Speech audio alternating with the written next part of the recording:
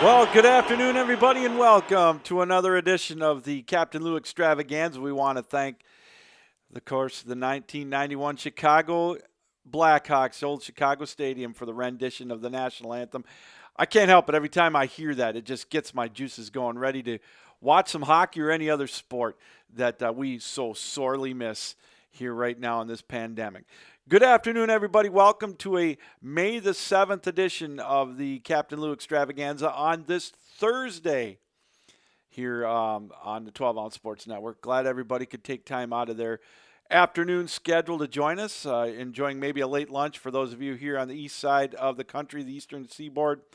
Those of you in the central time zone sitting down for a lunch, hey, glad you could be part of it. We could be a part of your lunch hour, and then those of you still kind of waking up out west. Hope your day is going great. I know mine is. It's always fun when I can take a little bit of my time here this afternoon and share some sports with you, try to get everybody through this pandemic. I know it's, like I've said, it's a great distraction for me to take my mind off of what's going on in this crazy world. And so we're going to take about an hour here of your time, and hope you enjoy it this afternoon, listening and watching here on 12 Ounce Sports. We're available on YouTube as well as Twitter, Twitch, and also on Zingo TV. So we invite you to check all of those platforms out here on the 12 Ounce Sports Network. Scheduled to join us at the bottom of the hour, an old friend of mine back in my Central Michigan days. He's a fellow Central Michigan Chippewa alum. Greg Chandler. He's big in the NCAA Division III sports arena. The voice of Hope College women's basketball, and also one of the play-by-play voices of their football team. Big in the MIAA conference, and also, like I said, in Division III sports of the NCAA. We're gonna visit with him and talk a little bit about what the effect this pandemic and the COVID virus and whatnot will have on the smaller schools in the NCAA, the D2 and the D3 levels, junior college level, you name it. Not all of them get the TV money that the Power 5 conferences get in the NCAA and also in basketball at the D1 level. So we're going to find out if it's even fiscally possible in his eyes, should they play without fans in the stands at the D2 and the D3 level. The possibility's there. You know, a lot of the schools are looking to still try to get face-to-face teaching in this summer, or this fall rather. And if that's the case, then yeah, it still might be a possibility. But as like we've mentioned, what happens if they do have the sports here in the fall? How many of you are really, or as a country, how many of us are still going to want to pack the stadiums? Are we going to be gun shy? As far as, anywhere from going to the Big House with 115,000 people, or the Horseshoe with 100,000, or wherever, USC, or going to a pro game. Do you really think there's going to be 90,000 people in Dallas, or 62,000 at Ford Field in Detroit to watch a hockey or a football game? I mean, are we going to be a little apprehensive? And that trickle-down effect is going to hit the D2 and the D3 level, the smaller sports, where they really, that's where they count on a lot of their income for their athletic programs, is the ticket gate and whatnot. So it's, what kind of an impact is it going to have? And we'll even talk to them about the high school level. Here in Michigan, for example, it's still up in the air if we're going to have kids going to school in the fall. And if they don't go, are they still going to have athletic events? The football, volleyball, whatever. A lot is still up in the air. And so, again, we can guess about it all we want, and that's all we really can do right now. You're hearing stories every day. We like to give updates on what might be happening. We've talked about golf. They're going to start up in June. June 8th, I believe, is the first tour event down in the southeastern part of the United States. And then I know here in Michigan, the July 4th weekend is when they're going to kick off at the in the Detroit area, or as far as pro golf. Their tour stop right now is planned to go on. We've got NASCAR starting up in 10 days. they're good. They're going to do it. They said they're ready for races without fans to start. And so, I mean, it's coming. You know, the latest we hear on Major League Baseball is they're going to have their proposal ready to go next week. And rumors have it that they're going to expand the rosters this year, which I guess makes sense if they have some guys that are testing positive. But my question is, if they test positive, you know, is everybody else still susceptible? They're talking expanding the rosters anywhere from 30, maybe upwards of 50 players to be accessible for Major League Baseball. What does that do to the minor leagues? Are they going to play? How does it affect them? They don't have the TV deals, again, just like these major networks and the Power 5 conferences. So so many variables. You heard that Mark Cuban from the NBA, you know, the president or the owner of the Dallas Mavericks, said they're not ready to open anything up yet. They're not going to be ready, and they're not going to do it, you know, in a progressive way until they are absolutely sure it's safe for everybody to go in, because they're talking about opening some facilities here in the next couple of weeks. California might be loosening their restrictions a little bit on getting people, you know, being able to do that type of thing. So there are so many variables again. And again, we've talked about it in the past on past shows too. The players have to sign off on it. And I know that the owners in Major League Baseball, for example, are wanting them to possibly take even further pay cuts to cover what the league has lost so far in the regular season. So I don't know. You know, do we have that? I mean, is there still an opportunity? I believe they're going to play. I really do, especially baseball. I could see that opening back up. Like I said, I believe July 4th. That's what I've said all along. And the plan that they have is to get spring training going June 10th. That's the latest leaked plan anyways for Major League Baseball, and have the season start on July 1st. One can only hope if you're a sports fan. But I want to see, what I want to see is how they're going to get it passed through the White House and through the government. I know the government, they've said in the past that they want this.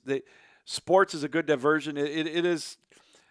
They think it's good for the soul or whatever, for the psyche of the United States. They're really pushing to get sports back going here in the United States. And I would love to see it. But my biggest thing is, how are they going to get the testing? That's been my number one concern since the pandemic started. And we've talked about when are sports going to return? Are they going to return? What kind of a new normal are we going to have? And I still haven't found a concrete answer on how they're going to get the tens of thousands of tests that they're going to need throughout the year. We still have a shortage here in our country.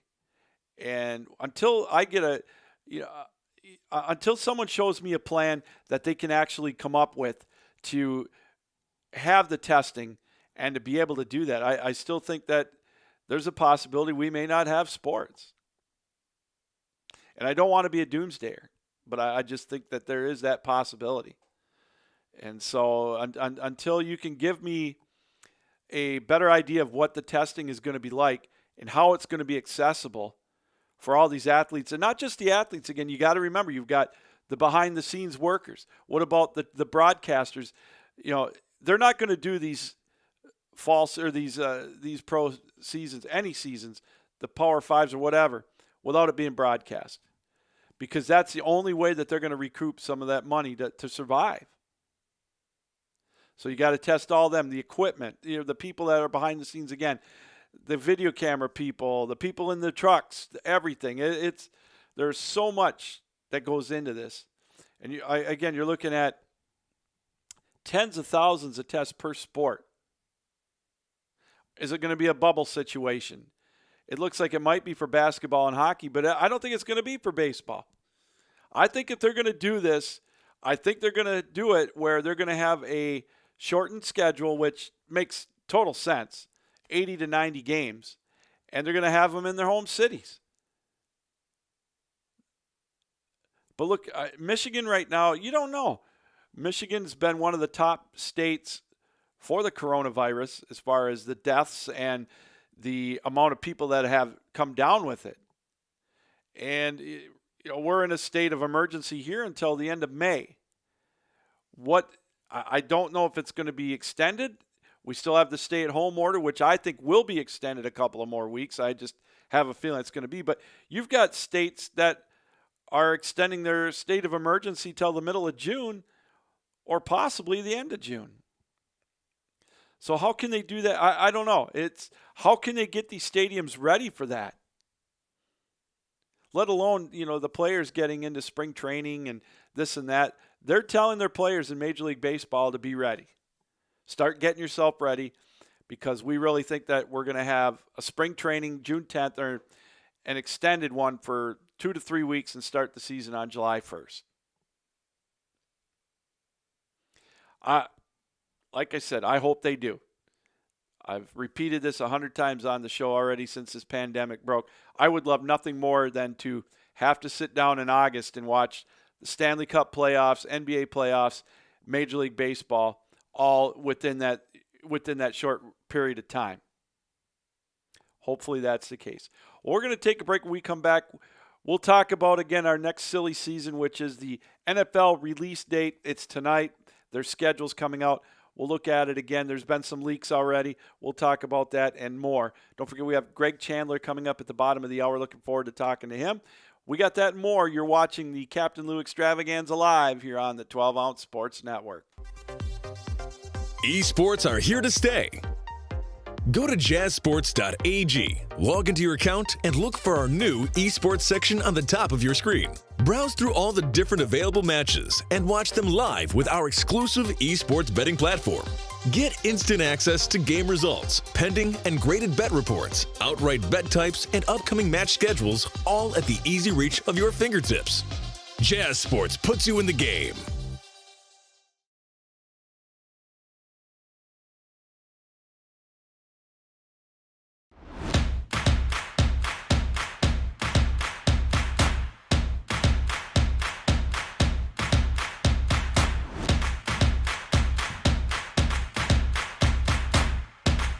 Drinkade, ready for distribution worldwide.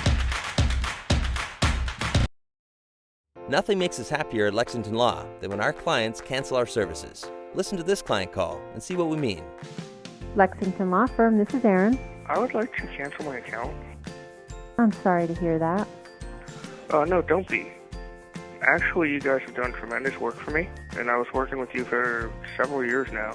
And my goal was to get a mortgage written by the end of this year, and I just got that mortgage commitment. That is wonderful. My credit went from like 440 working with you guys to 700. Nice. And I got a very good 4.25% 30-year fixed rate mortgage. I have nothing at all bad to say. If you ever want me to write a testimonial, well, I will. As a matter of fact, I've recommended you to a lot of friends.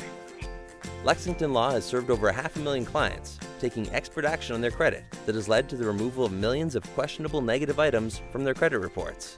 Call now and learn more about how Lexington Law may be able to help you in the removal of negative items from your credit report, such as collections, late payments, charge-offs, and many others. Call Lexington Law today. Hey, everybody. Welcome back to the Captain Lou Extravaganza live here on the 12-Ounce Sports Network here on this Thursday, the 7th of May, 2020. Hope everybody is staying safe out there. And if you're here in Michigan enjoying the sunshine we've got here for a couple more days, I understand that there's going to be some snow all around us here coming up tomorrow, tonight, this weekend. We got to cover the plants tonight. Oh, my goodness. It's May, I guess. It's still springtime in this area where you can expect crazy stuff like that. So, anyways, we hope you're all staying safe and getting through this okay. I know this, again, has been just an upside-down time right now in our world with sports. The only thing going on live now is Korean baseball, and we're not going to talk a whole lot about that. I'll pick my team, the Samsung Lions, just because they're the Lions and they've got the Honolulu Blue. How's that? So we talked about earlier in the we kind of touched on a little bit this week, but if you're a sports geek like I am and you're really just jonesing for sports right now in our country. Tonight at 8 o'clock, they're going to have a 3-hour event for the release of the 2020 NFL schedule. And are you really into it? I know I got to be honest with you. I have been in it the last few years. It's just a way, if you really love football, you can kind of dissect and look at everything on paper. Where do you think your team's going to be next year?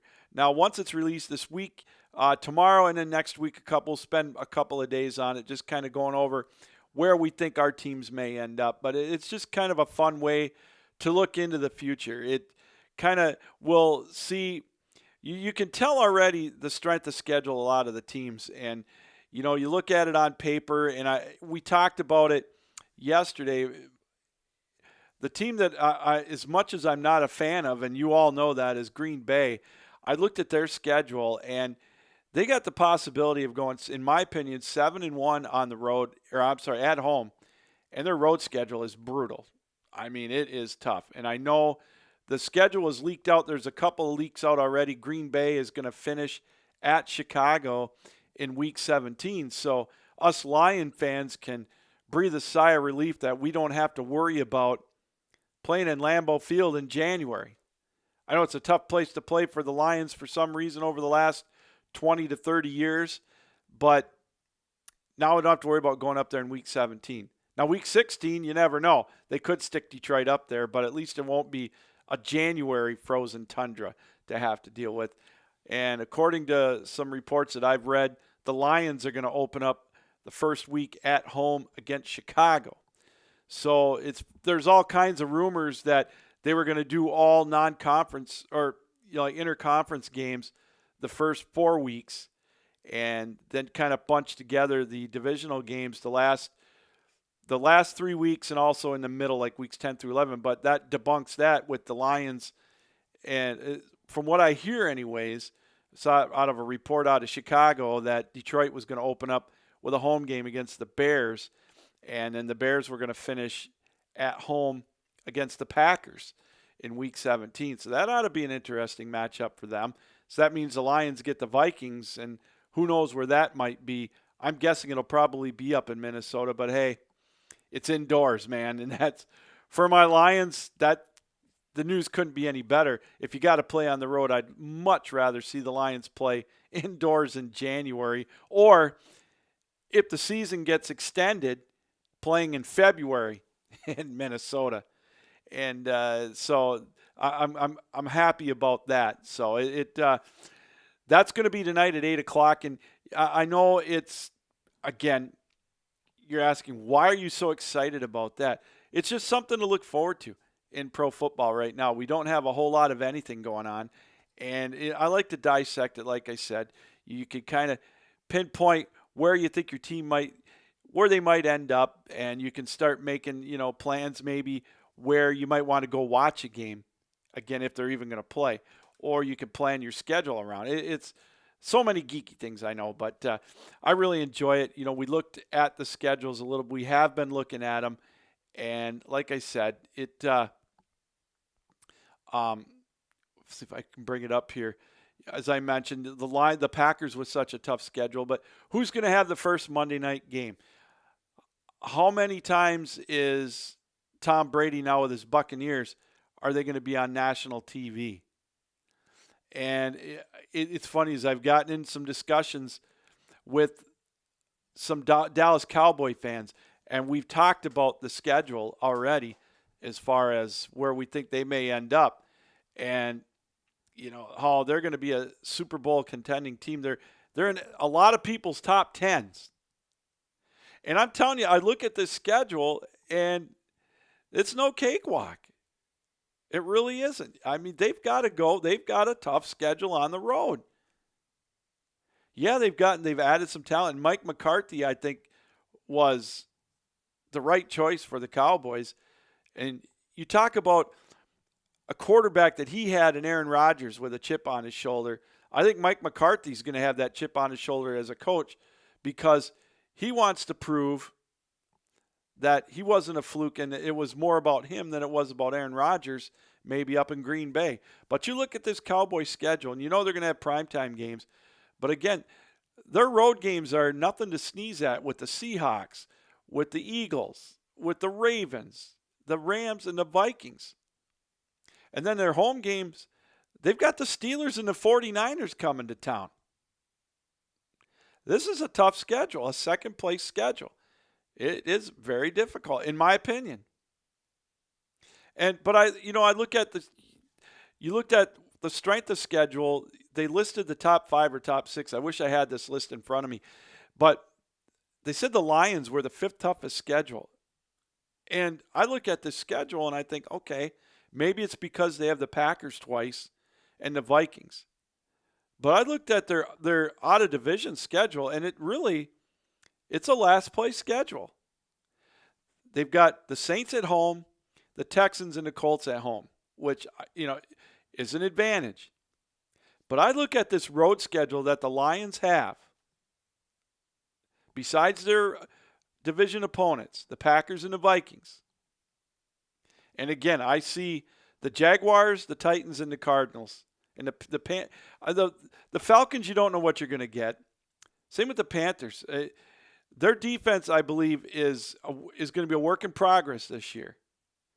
Now, Teddy Bridgewater's good, but this is a first year for all them. The Jaguars, they don't.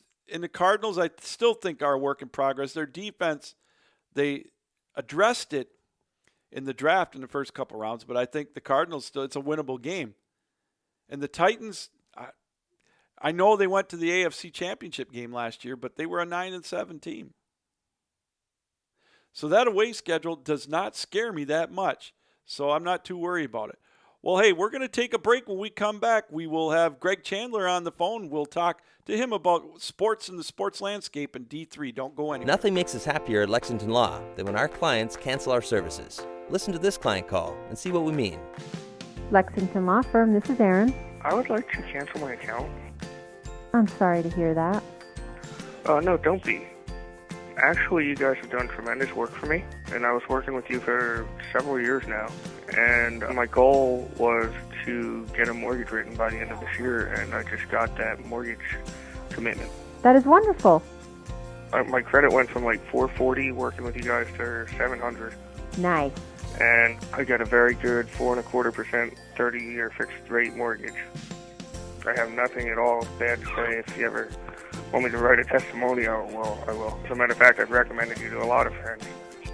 Lexington Law has served over 500,000 clients, taking expert action on their credit that has led to the removal of millions of questionable negative items from their credit reports.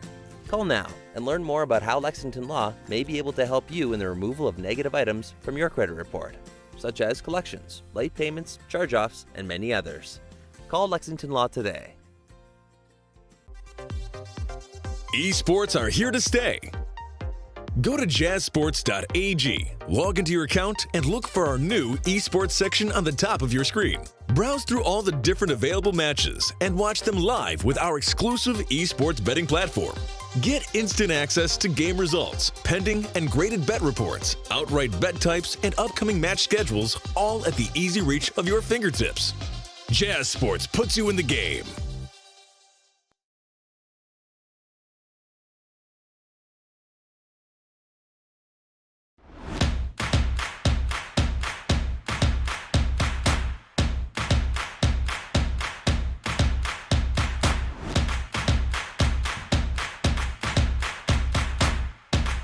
Drinkade, ready for distribution worldwide.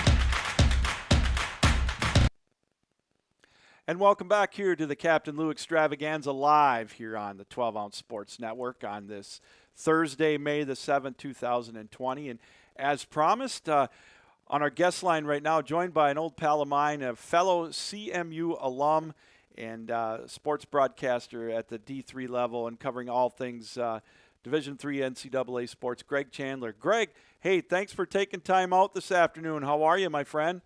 Good, Lou. It's great to talk to you, and I appreciate the invitation to come on your program.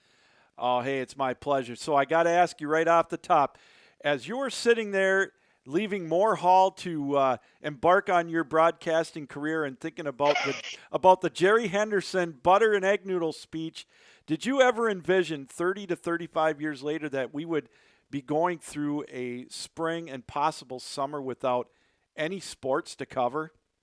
If you had told me, Lou, in 1985 or 86, when we were at Mount Pleasant together, that we would be going through literally a season without sports in 2020, I would have been seriously asking you, like, what type of stuff you were smoking.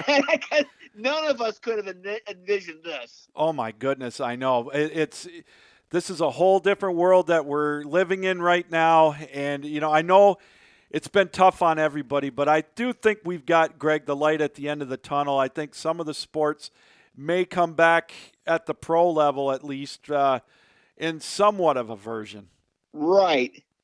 So, but yeah, I think you had asked me about the coming on the program to talk specifically about the college level and more specifically the small college level, and I think you almost have to separate the conversation between professional sports and what it could look like in 2020 and what college sports could look like, particularly at the below D1 levels.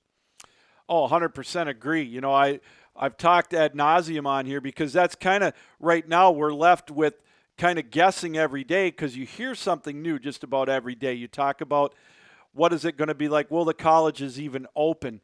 And, the first obvious point, Greg, in my opinion, is you've got the D1 level schools with the big TV contracts, whereas a Hope College or a Grand Valley or wherever you might want to talk about at the D3 level, they don't have that luxury. And I think, number one, these colleges lean more on the ticket revenue and, the concessions.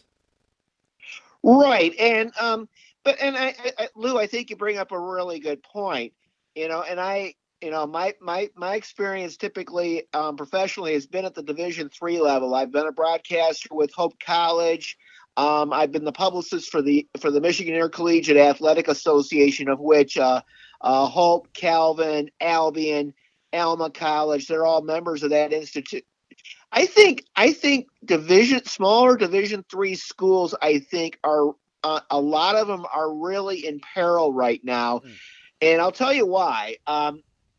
Because when we had the coronavirus outbreak a couple of months ago, schools were forced to send their students home, and a lot of these small Division III schools are, they're residential schools, so they rely on the tuition and room and board that the students are paying. They and most of them are private colleges. They don't get assistance from the state like a University of Michigan or even a Grand Valley or a CMU. So I think the smaller liberal arts colleges, I think, are particularly vulnerable. There was one small college in Illinois, McMurray College, that actually closed its doors for good just a few weeks ago. And I think maybe they were vulnerable to begin with, but the coronavirus was kind of the final nail in the coffin, so to speak. And a lot of colleges, the MIAA has 9 member colleges, and a school like Hope College, Hope I think is unique in the sense that they have a really deep endowment. They have a tremendous backing from their alumni, so they've got money upon money to invest in facilities like a DeVos Fieldhouse or a Van Andel Soccer Stadium or Ray and Sue Smith Football Stadium. I'm concerned more about some of the other member schools in our league. I think of an Olivet College, which has maybe 1,000 students, not a great endowment. I think of Alma College. They have 1,500 students, and they have a decent endowment. But again, you wonder what the future is going to be like for them. Whether not only whether they can offer sports, but long term whether they can continue to operate as a college. Well, Greg, one of the questions I wanted to ask you, maybe away from athletics, you bring up a great point, is I've heard like national pundits that have kids that are going into college, and they're telling their kids, hey, if it's online, I don't even want you to go. I don't want you to spend the money for online learning. And right. when you're when you're investing the kind of money that it costs to go to a private school at some of these smaller levels, that's something that's got to be taken into consideration. And I tell you, that's going to be a very difficult choice, as you mentioned, for these smaller schools.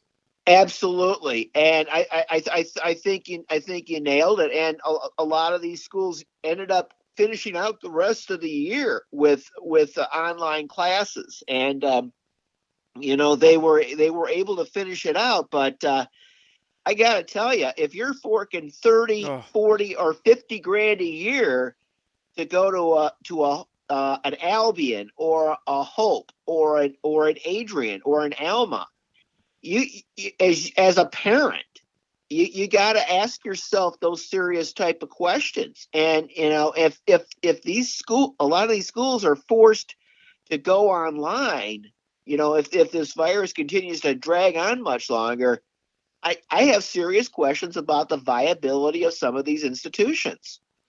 Oh, I 100% agree. And then I look at some of the cities that rely on this income from these institutions too, like an Albion or an Olivet or an Alma. Boy, I tell you, it's a tough time for all of us right now.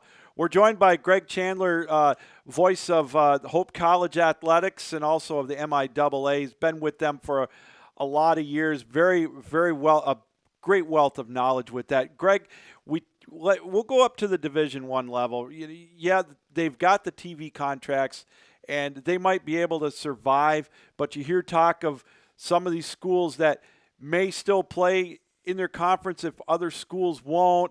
So many variables. I guess my first question is, how is it safe for the athletes to stay on campus if they won't let the kids go back to do face-to-face school? Wow. And I don't know. You can't separate the two, Lou. Mm-mm. I don't think you can. I know some people. I think Kirk Herbstreit, I think, may have said, maybe I'm on the first to suggest the idea of possibly no college football this season, and that's enough to just turn people's minds scrambling, because we've been so conditioned for well over 100 years that fall brings college football, but we might have a situation where teams might not be able to compete. We're hearing about colleges that have been doing practices via Zoom. I'm trying to picture this in my mind, and I'm having a hard time here. Oh, that's difficult to look at, and it's funny because Kirk Herbstreit was vilified when he made that first statement, and everybody thought he was off his rocker. But now I'm telling you, he's looking more and more like a genius with this, because I look at it, and I watch Paul Feinbaum and I watch some of these other guys that, lately on the national networks, on the four-letter networks, and they're right. It's all driven by the mighty dollar. And you look at these institutions, I think their athletic departments are still caught between a rock and a hard place. Greg, I know that you probably think the same thing as me. When you've got football backing a lot of these other sports, how else is a Central Michigan gonna afford to pay a basketball coach $500,000 a year?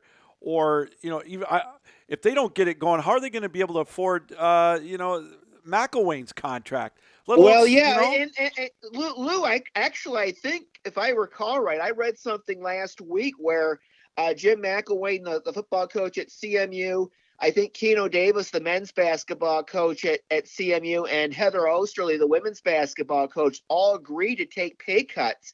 And I think this was actually part of a university-wide pay cutting thing. And I'm guessing there's other institutions that are looking at that as well. But you're right. Football is the engine that is the driver of athletic programs. If you don't have revenue coming in from football, from your TV contracts, from your ticket sales, from your concessions, you can't run a cross country or a tennis or a track and field program without those revenues. Well, I wanted to ask you. I hate to cut it down a little bit, but if they play in front of no fans at Central, it would be just like a Mac Action Tuesday night game. I mean, could you imagine would you have ever thought again? I hate to sound like the man on, get off my lawn, but you and I both went to Central about the same time. Could you We did. imagine going to a Tuesday night football game at Kelly Short Stadium? Yeah, it's funny you say that. I mean, I wouldn't have guessed that. I actually, about 2-3 years ago, I actually went up to Kelly Short Stadium to see a Tuesday night game between CMU and University of Toledo, and it was painful to watch because the stadium was maybe a fourth full, and yeah, you had the band and all that, but it hurt me to see all those empty seats. And you and I remember some of those games where Saturday afternoons you'd have 20, 25, and if it was Western, maybe 30,000 fans into the stadium for a game, and now you're lucky to get maybe 5 to 6. Oh, Greg, it's amazing. I know it. You wonder how they can.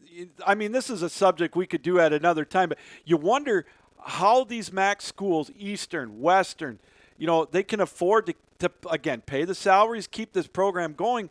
I know TV means a lot, but my goodness, when you're getting 5,000 people, I just would never have imagined Central Michigan only getting 5,000 to 7,000 people for a football game. Well, it's across the entire MAC. It's not just Central. I mean, Toledo is probably one of the flagship programs.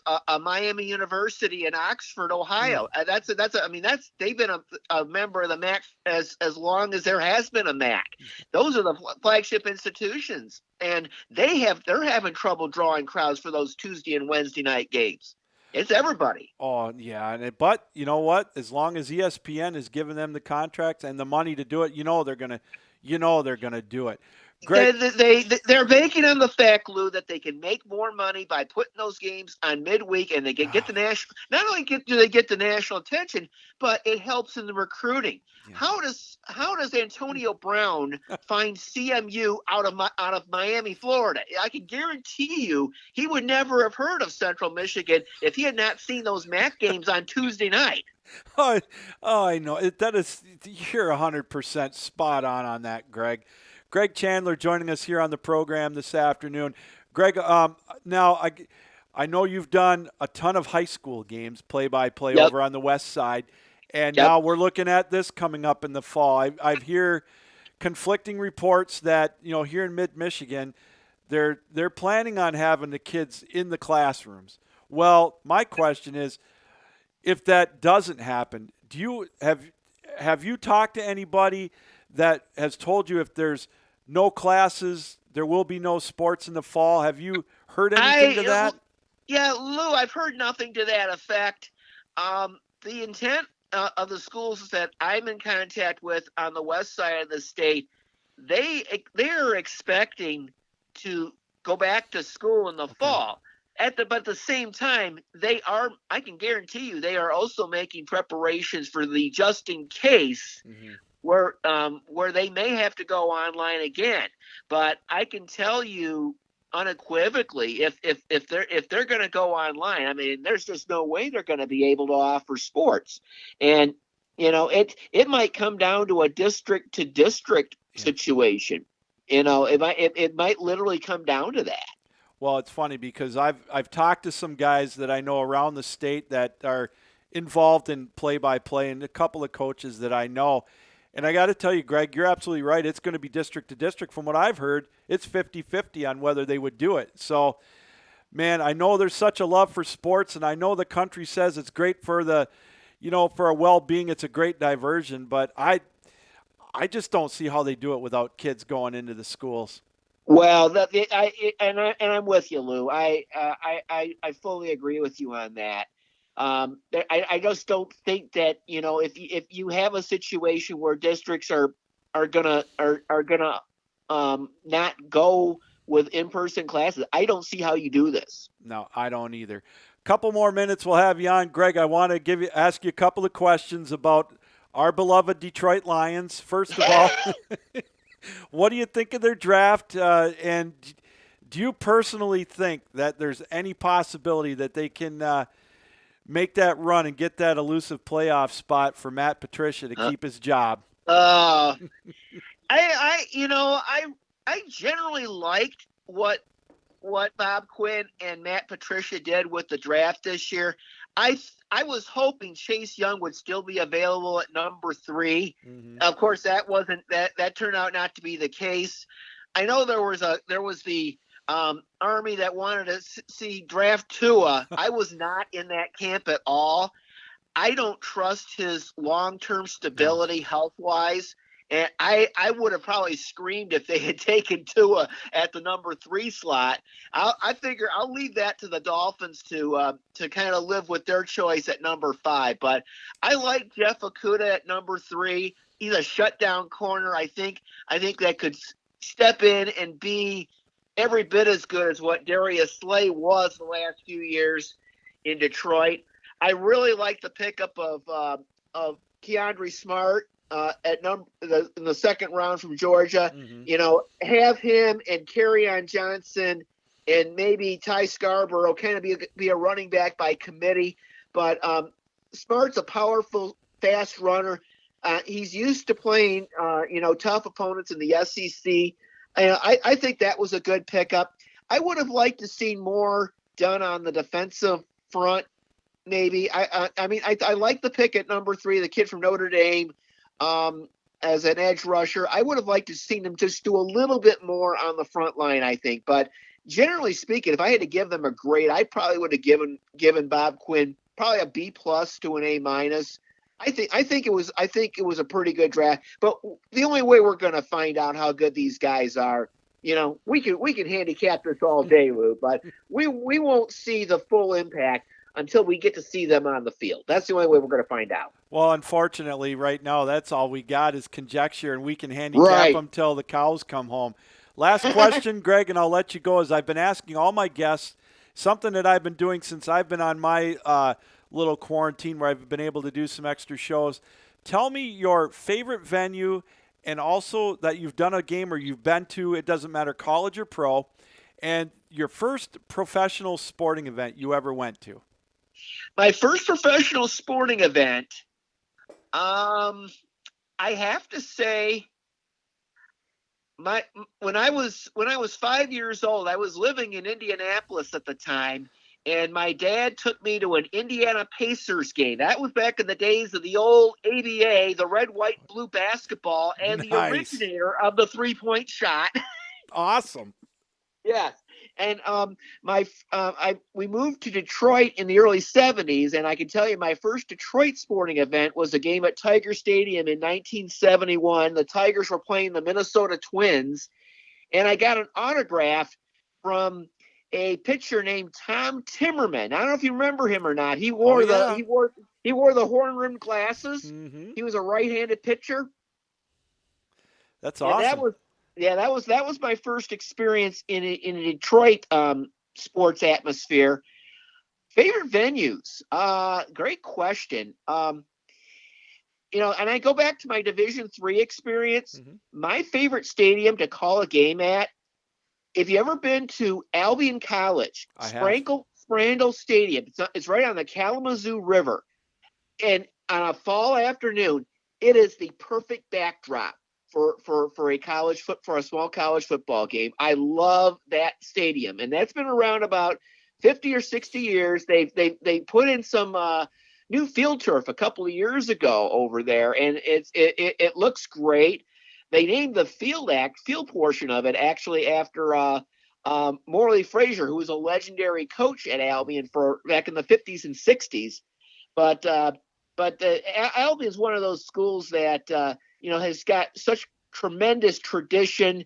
They've won a lot of championships. They are the only MIAA school with a national championship in football. They won it in 1994. Mm-hmm. But I say Sprandel is my number one venue in terms of calling a game at for college. And I'm focusing mostly on the smaller colleges. Oh, it's a beautiful facility. I drive by there every week with my day job as a Coca-Cola guy. So it's a gorgeous stadium. Greg, this has been an absolute treat. Thanks for hopping on this afternoon and talking some sports and reminiscing a little bit. Hey, keep it up. Stay safe, and Hope to talk to you real soon. Yeah, my pleasure, Lou. And don't. I would love to come back on with you again in the future. Take care of yourself, man. All right, you too. Fire up chips. Fire up chips, baby. Greg Chandler from the MIAA. He's he's been around a long time doing the NCAA Division III sports scene. The MIAA, the oldest conference, by the way, in all of college football, all three divisions. They've been over 100 years and going strong. They've got, you talk about a lot of great history, as Greg mentioned, all the schools do. And they're fun games to watch on a Saturday afternoon. There is no doubt about that. So we're going to step aside for another break. When we come back, we will wrap things up here on the show. You are watching the Captain Lou Extravaganza live here on the 12-Ounce Sports Network. Esports are here to stay. Go to jazzsports.ag, log into your account, and look for our new esports section on the top of your screen. Browse through all the different available matches and watch them live with our exclusive esports betting platform. Get instant access to game results, pending and graded bet reports, outright bet types, and upcoming match schedules, all at the easy reach of your fingertips. Jazz Sports puts you in the game.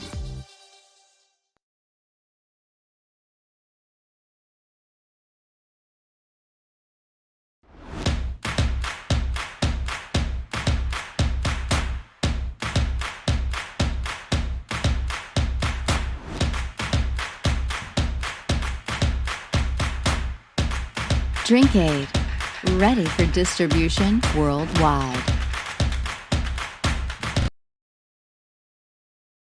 Nothing makes us happier at Lexington Law than when our clients cancel our services. Listen to this client call and see what we mean. Lexington Law Firm, this is Erin. I would like to cancel my account. I'm sorry to hear that. No, don't be. Actually, you guys have done tremendous work for me, and I was working with you for several years now. And my goal was to get a mortgage written by the end of this year, and I just got that mortgage commitment. That is wonderful.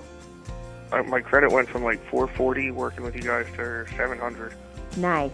And I got a very good 4.25% 30-year fixed rate mortgage. I have nothing at all bad to say. If you ever want me to write a testimonial, well, I will. As a matter of fact, I've recommended you to a lot of friends. Lexington Law has served over 500,000 clients, taking expert action on their credit that has led to the removal of millions of questionable negative items from their credit reports. Call now and learn more about how Lexington Law may be able to help you in the removal of negative items from your credit report, such as collections. Hey, everybody, welcome back to the Captain Lou Extravaganza live here on the 12-Ounce Sports Network. Wrapping up things on this Thursday afternoon, May the 7th, 2020.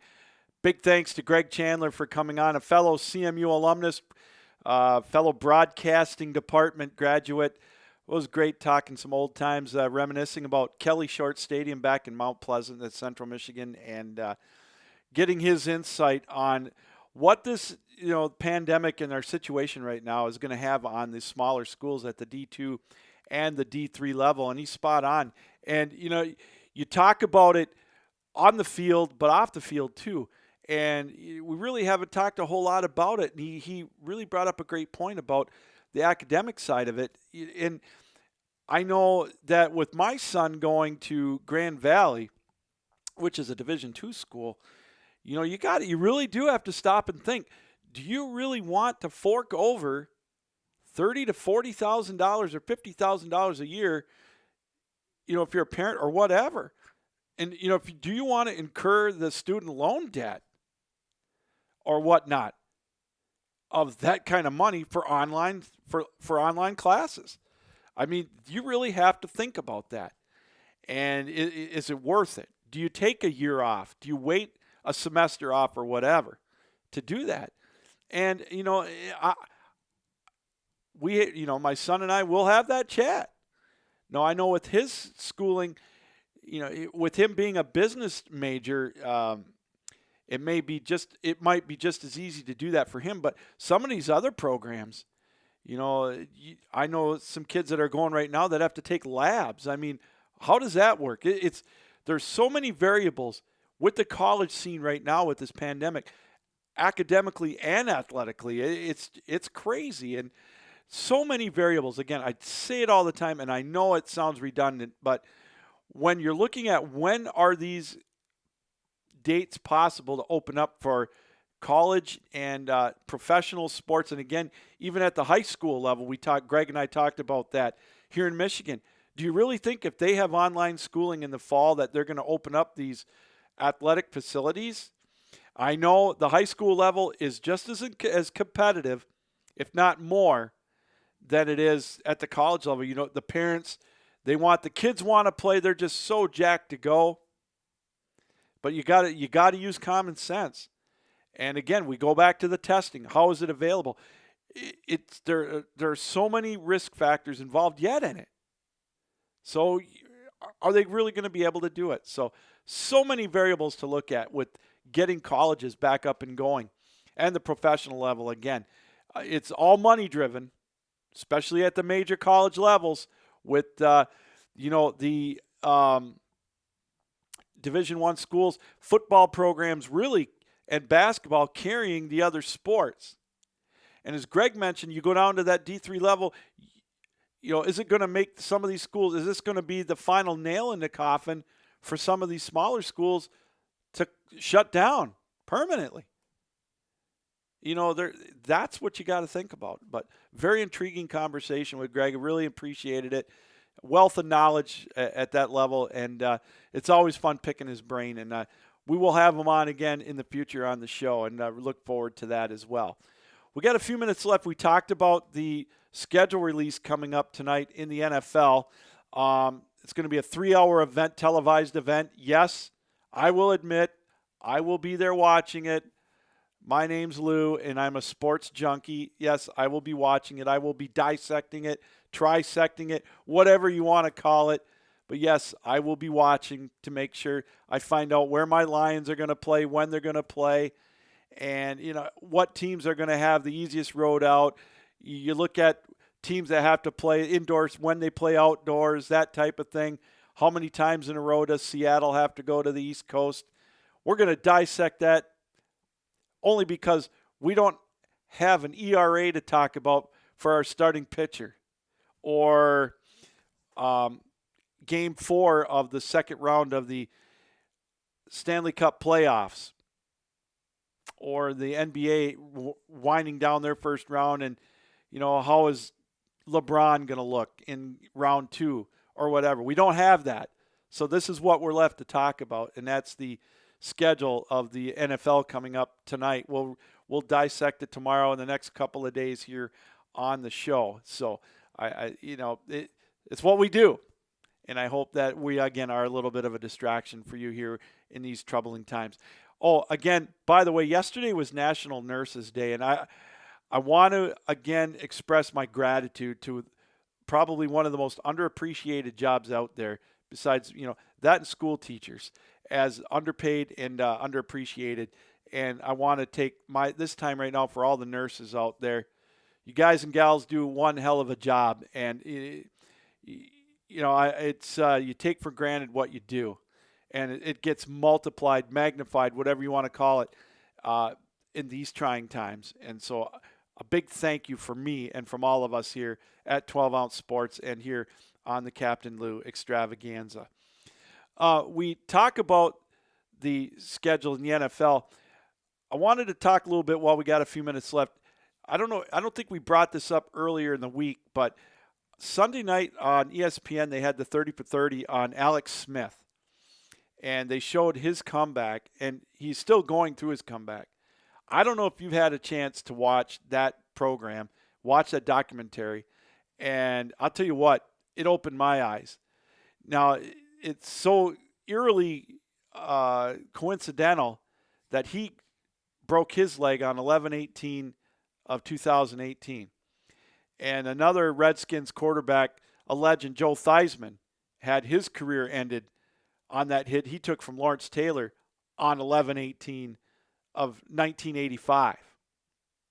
How eerie is that? I don't know if you saw the hit. It was brutal. His leg was bent in ways that a leg is not supposed to be bent. But the aftermath of that, what he went through with the flesh-eating bacteria, and they were worried that he wasn't going to survive. You know, it was a nasty break. They showed the X-rays before and after with all the pins and the plates and all that, and it looked like, okay, you know, it's a broken leg. It'll take a year to heal or whatever. He still might have an opportunity. But what happened afterwards with the infection and how deep the wound was, and, you know, the dirt and sweat and whatever that got in there that they couldn't get out. And it just got infected, more and more infected, and it turned out to be the flesh-eating bacteria, whatever. And what he went through, and he ended up going down to a military hospital in San Antonio when his leg was in that halo, and to see how deformed it looked. You know, it didn't look like a normal broken leg healing. You think of a broken leg or a torn ACL or whatever, and yeah, that's serious, don't get me wrong, but what he went through, just to be able to walk, to keep the leg on. And now that he is training to make a comeback with the Redskins. Now, age is not going to be on his side. He's going to be 37 or 38 years old this year. But he signed a huge contract with the Redskins. I think $90 million, 4 years. But he's trying to make one last comeback. It's going to be tough to watch. You know, that he's still his wife posted a video of his training, and I'll tell you, it's impressive. It's impressive to me that he's able to run. You watch that documentary, and he could barely walk. They were saying there was a good possibility he wouldn't even be able to use his ankle to move his foot. And here he's doing the cone drills and running and throwing and this and that. It's great. It's going to be tough to watch if he does make it. And I hope he does. That's his passion. It's hard to tell somebody when to quit. And, you know, it drives him.